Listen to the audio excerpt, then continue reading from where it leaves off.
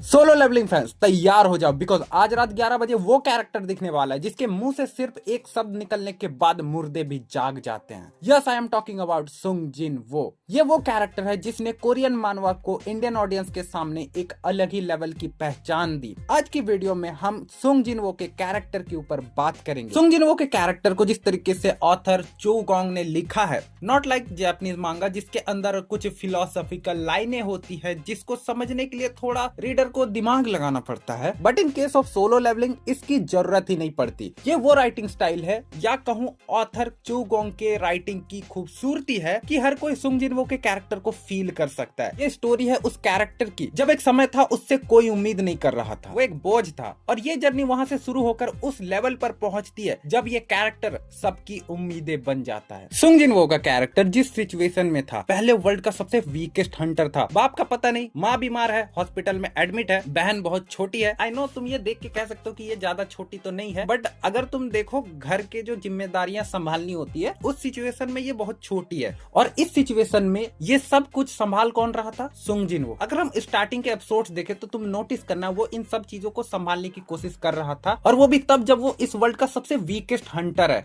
उसके लिए एक गॉब्लिन को मारना भी बहुत बड़ी बात थी, वो बहुत मुश्किल से मार पाता था। इस सिचुएशन में 99% लोग उसे नजरअंदाज करते थे, वहीं पर जो 1% लोग है, या कहूँ 0.01% लोग है, वो उस पर दया करके थोड़ी बहुत उसकी केयर करते थे। हालांकि ये लड़की मुझे बहुत पसंद है, जिस तरीके से सुंग जिन वो का कैरेक्टर था उस समय पर वर्ल्ड का वीकेस्ट हंटर, वो उसको उसी हालत में ही पसंद करती थी, उसको हील वगैरह कर देती थी। बट फिर जब वो डेथ के बाद दोबारा जिंदा होता है, उसे सिस्टम मिलता है, बंदा 0 लेवल पे था, बट फिर वो मेहनत करते हुए प्रोग्रेस करता है, धीरे धीरे लेवल अप करता जाता है। एक्चुअली में ये सिस्टम चाहता था कि वो मजबूत बने, और सुंग जिन वो धीरे धीरे मजबूत बनता भी है। सीजन 1 के अंदर सुंग जिन वो की ये लाइनें, How could I have forgotten?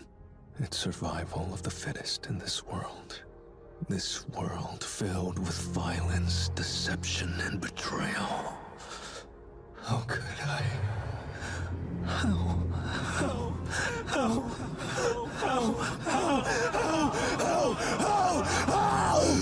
And now, the system expects me to murder my enemies.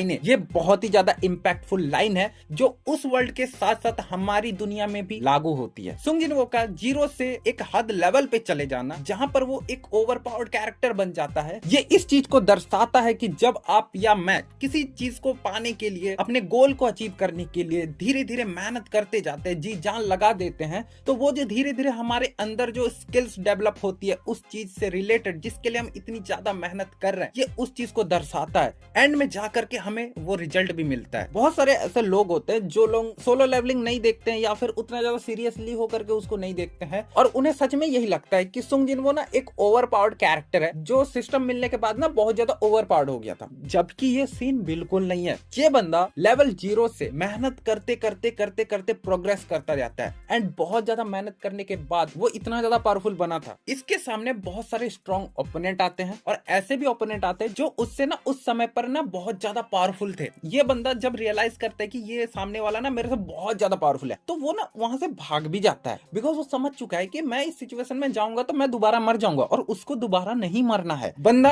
आके वापस दोबारा मेहनत करता है, लेवल अप करता है, एंड फिर जाके वो स्टेज क्लियर करता है। ये दर्शाता है कि सुंग जिन वो का कैरेक्टर कोई बेवकूफ कैरेक्टर नहीं है, ये सोच समझ करके अपने फैसले लेना जानता है। सच बोलो तो ज्यादातर टाइम ऐसा होता है उसके जो ओपोनेंट होते हैं ना उस सिचुएशन में उससे कई ज्यादा पावरफुल होते हैं। सीजन 1 के अंदर ये सांप वाला ओपोनेंट याद है, ये उस सिचुएशन में सुंग जिन वो से ज्यादा पावरफुल था, बट सुंग जिन वो उससे लड़के जीतता है, जो कि दर्शाता है हमें कि ये कैरेक्टर कोई वीक माइंडसेट वाला कैरेक्टर नहीं है, ये एक स्ट्रॉन्ग माइंडसेट वाला कैरेक्टर है। सुंग जिन वो इस सीरीज का मेन कैरेक्टर होने का रीजन ही यही है कि ये बंदा एक स्ट्रॉन्ग माइंडसेट के साथ पैदा हुआ था, भले ही वीकेस्ट हंटर था, लेकिन फिर भी इसके ऊपर इतनी सारी जिम्मेदारियों का भार होते हुए भी ये उस भार को कैरी करता है। मुझे अभी याद आता है जब मैं इसकी मानुआ पढ़ रहा था, उस सिचुएशन में धीरे धीरे लेवल अप करते करते जब वो बहुत ज्यादा पावरफुल बन जाता है, और वो ऐसे ऐसे हंटर्स को कूटता है जो अपने फायदे के लिए अपने हिसाब से जी रहे थे। वो कुछ कंट्रीज को भी डिस्ट्रॉय करने की ताकत रखते थे, और वो अपनी मनमर्जी से सब कुछ चला रहे थे। एंड सुंग जिन वो इतना पावरफुल होने के बावजूद ये वैसा नहीं करता। ये बंदा बंदा दूसरों को प्रोटेक्ट करना इस चीज को चुनता है, बिकॉज वो जानता है कि कमजोर होना क्या होता है। सबसे वीकेस्ट हंटर होना उसने ये सिखा दिया कि जब कोई बंदा कमजोर होता ना, उससे कोई उम्मीद नहीं करता। लोगों का माइंडसेट ऐसा है कि सबसे कमजोर, लाचार, बेचारा